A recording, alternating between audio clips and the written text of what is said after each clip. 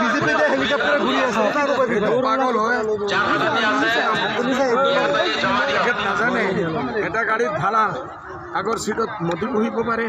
এটা ফ্লাইটত মই বহিব পাৰোঁ এটা ফ্লাইটত ৰাহুল বহিব পাৰে এটা ফ্লাইটত সিও বহি নাই পাৰ্মানেণ্ট বোলে বিজেপিয়ে ভাড়া লৈছে বিজেপিয়ে পাৰ্মানেণ্ট ফ্লাইট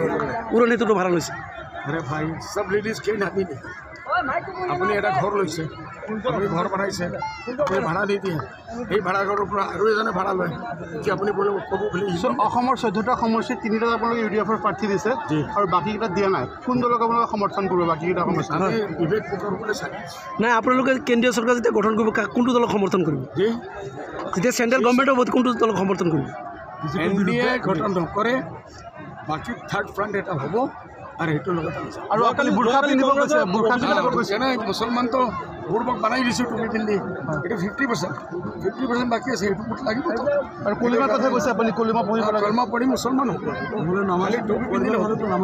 যোৱাকালি কংগ্ৰেছে অভিযোগ কৰিছে হেলিকপ্টাৰ বোলে বিজেপি দিছে জবাব দিছে আপোনাক যোগান ধৰিছে বুলি দিছে